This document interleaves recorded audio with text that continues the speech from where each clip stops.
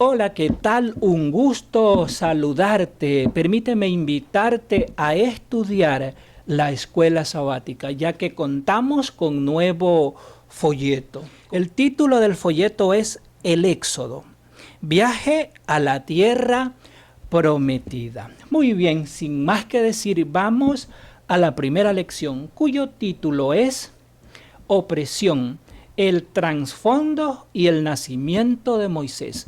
Vamos a ver ahora el verso para memorizar que se encuentra en el libro de Éxodo, en el capítulo 2 y en los versículos 23 al 25, que dicen lo siguiente.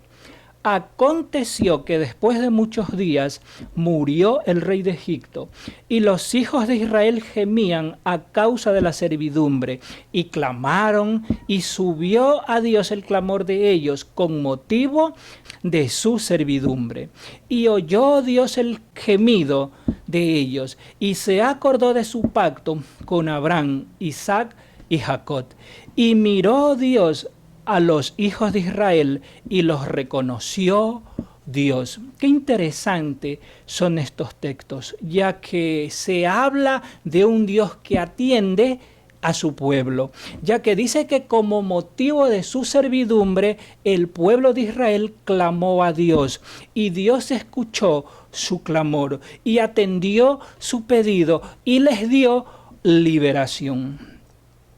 El Señor escucha el clamor de los oprimidos, ve sus luchas, nota sus lágrimas y agonía y acude en su rescate.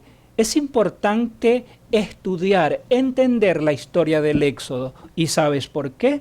Por una simple y sencilla razón. Dios libró a Israel de la opresión egipcia. Jesús nos libró a nosotros de la opresión del pecado. Hemos encontrado liberación. ¿Y qué debemos hacer? Clamar. Y Dios vendrá en pos de nosotros. Vamos a la primera parte de esta lección, cuyo subtítulo es El pueblo de Dios en Egipto. Ya nosotros sabemos la historia. Hubo hambre en la tierra y esta hambre alcanzó a Jacob y a sus hijos. Pero Jacob se enteró que en Egipto había provisiones, había pan. Por lo tanto decidió enviar a sus hijos a comprar productos en Egipto. Y claro está, en Egipto gobernaba su hijo José. Cuando José se entera de que su padre todavía está vivo, tiene el deseo de verlo y decide traerlo a Egipto y a toda su descendencia, a toda su familia. Por tanto, los que entraron en Egipto fueron 70. Pero cuando fueron liberados, cuando pasaron 430 años, salieron de Egipto 60.000 hombres de a pie, sin contar los niños. Eso lo dice Éxodo 12, 37. Ahora, vamos a la parte del por qué se da la opresión. Porque el faraón que conoció a José, amaba a José. Pero resulta ser que murió José. Eso lo dice Éxodo 1:6. Y murió José y todos sus hermanos y toda aquella generación. Y los hijos de Israel fructificaron y se multiplicaron y fueron aumentados y fortalecidos en extremos, y se llenó la tierra de ellos. Es decir, se llenó Egipto del pueblo de Israel. Y esto trajo temor a los reyes faraónicos. ¿Y sabes por qué? Porque ellos dijeron para sí, bueno, el pueblo de Israel es un gran número, aparte de ellos son fuertes. Y ellos pensaron para sí, ¿qué sucede si Egipto entra en guerra con otra nación? Ellos pensaron, Israel, si se une a ellos, nos van a derrotar. Y es por eso que decidieron oprimirlos. Es por eso que decidieron hacerlos, convertirlos en esclavos. Los dispusieron a construir sus edificios. El verso 8, yendo a un trasfondo histórico, que es la segunda parte, el verso 8 del capítulo 1 de Éxodo dice: entre tanto se levantó sobre Egipto un nuevo rey que no conocía a José y dijo a su pueblo: he aquí, el pueblo de los hijos de Israel es mayor y más fuerte que nosotros. Esta expresión la dijo Amenhotep I, que era el faraón que temía y oprimía a los israelitas. Y Tumosis I decretó la muerte de todos los hijos varones hebreos recién nacidos. Y aconteció que la hija de Faraón adoptó a Moisés como hijo. Y esto lo vamos a ver más adelante. Esto lo vamos a mirar en la tercera parte. Dios libró a su pueblo.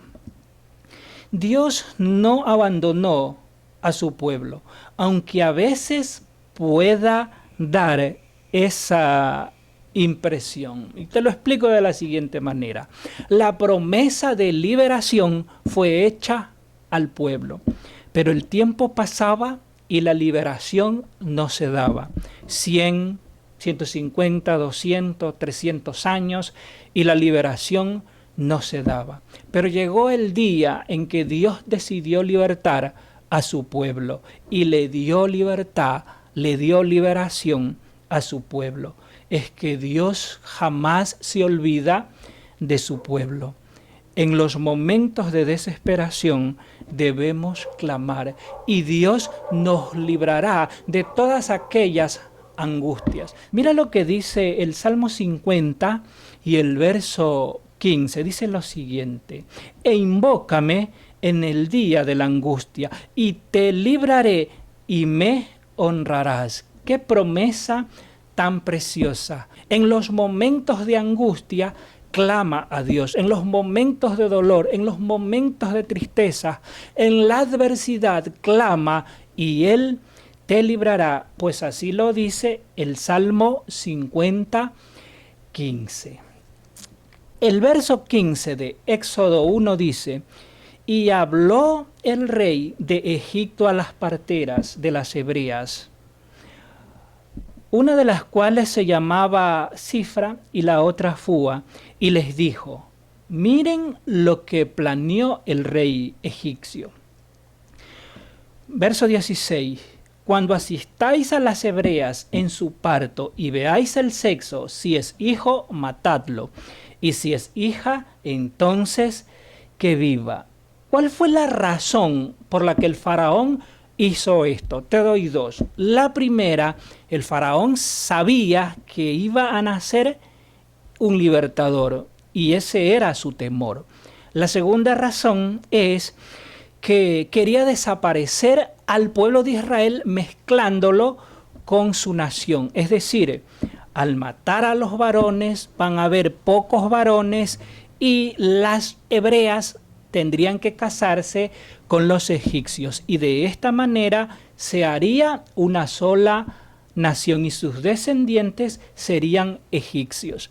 Este fue el plan que él elaboró, utilizando o quiso utilizar a las parteras hebreas, pero éstas dijeron no nos vamos a prestar para esto y decidieron desobedecer al monarca más poderoso que había en ese entonces. Es que ellas pensaron para sí: es mejor obedecer a Dios antes que a los hombres, aunque ese hombre sea el faraón. Dijeron ellas para sí, me imagino yo, a nosotras, ¿qué nos importa? Vamos a obedecer a nuestro Dios. Y esto es algo que debe quedarnos a nosotros claro. Es necesario obedecer a Dios antes que a los hombres. Debemos mostrar nuestra lealtad a nuestro Dios. ¿Y por qué te menciono esto? Por la simple y sencilla razón que un día llegará el momento en que obligarán al pueblo de Dios a desobedecer.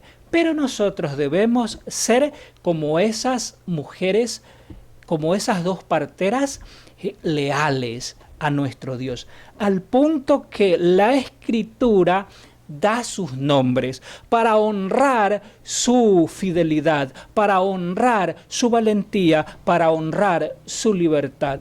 Y qué raro que la Biblia no da el nombre del monarca más poderoso de aquella tierra, demostrando así que estaba obrando mal, mostrando así que la lealtad es más importante que obrar mal. Es por eso que siempre debemos obrar bien delante de Dios. Y si obramos bien delante de Dios, Él nos va a reconocer delante de los hombres.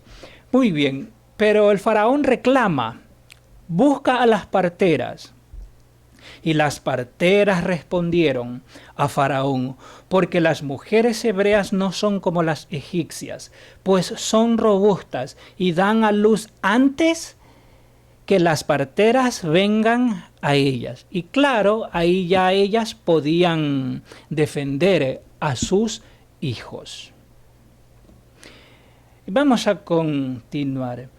El verso 20 dice, y Dios hizo bien a las parteras, y el pueblo se multiplicó y se fortaleció en gran manera. Qué interesante, el texto dice, y Dios hizo bien a las parteras, porque Dios premió su lealtad, su fidelidad, su bondad en preservar la vida de los hijos de Dios. Dios te hará bien, Dios te va a exaltar, Dios te hará bien, sobre todo cuando somos leales a Él. Vamos a la cuarta parte, donde se da el nacimiento del profeta Moisés. En Éxodo 2 y el verso 1 dice, un varón de la familia de Leví fue y tomó por mujer a una hija de Leví, la que concibió y dio a luz un hijo, y viendo que era hermoso, le tuvo escondido 3 meses. ¿Por qué? Porque se estaba dando una matanza de los niños. Pero no pudiendo ocultarle más tiempo, tomó una arquilla de junco y la calafateó con asfalto y brea, y colocó en ella al niño y lo puso en un carrizal a la orilla del río. Y el niño se fue río abajo. Pero algo sucedió, algo aconteció. Y la hija del faraón descendió a lavarse al río y, paseándose sus doncellas por la ribera del río, vio ella la arquilla en el carrizal y envió una criada suya a que la tomase. Y el verso 6 del capítulo 2 de Éxodo dice, y cuando la abrió vio al niño, y he aquí que el niño lloraba, y teniendo compasión de él dijo, de los niños de los hebreos es este. Y el plan de Satanás por destruir a Moisés fracasó, pues ahora el niño estaba en poder de la hija del faraón, ahora iba a crecer en el palacio y como tal nadie podía tocarlo, pues es obvio, era la princesa. Hay cambios de planes. Vamos a la última parte. Sabemos que Moisés creció en el palacio con la cultura egipcia, pero también la princesa contrató una nodriza. Pero ¿saben algo? Dios está en control. Y esa nodriza fue la propia madre de Moisés. Y la madre le enseñó a Moisés que él era el escogido, que él era el que iba a dar libertad con el poder de Dios al pueblo de Israel. ¿Y saben lo que aconteció? Éxodo 2:11 dice, En aquellos días sucedió que creció ya Moisés, salió a sus hermanos y vio en las duras tareas y observó a un egipcio que golpeaba a uno de los hebreos, sus hermanos. Entonces miró a todas partes y viendo que no parecía nadie, mató al egipcio y lo escondió en la arena. Moisés hizo algo que no debió haber hecho: tomarse la justicia por su propia mano. Claro, creció en la cultura egipcia, pero algo aconteció después. Al día siguiente salió y vio a dos hebreos que reñían. Entonces dijo al que maltrataba al otro: ¿por qué golpeas a tu prójimo? Y él respondió: ¿quién te ha puesto a ti por príncipe y juez sobre nosotros? ¿Piensas matarme como mataste al egipcio? Entonces Moisés tuvo miedo y dijo: ciertamente esto se ha descubierto. Y sabes, y es allí donde Moisés tuvo que huir del palacio, tuvo que huir al desierto. Y ahora el desierto fue su escuela. Ahora el desierto, allí en el desierto, tuvo una nueva enseñanza. Y esa enseñanza se la dio Dios. Y estuvo en el desierto 40 años. Y después de esos 40 años, Dios lo envió a libertar a su pueblo. Y peregrinó con este pueblo 40 años. ¿Te das cuenta? Esta fue la escuela o la nueva escuela que Moisés tuvo que aprender en las manos de Dios. Tuvo que desaprender lo que había aprendido en las mejores universidades de Egipto. Pero él decidió escoger a Dios antes que toda la fortuna faraónica que podía obtener como príncipe de su dinastía. Pero él decidió obedecer a Dios.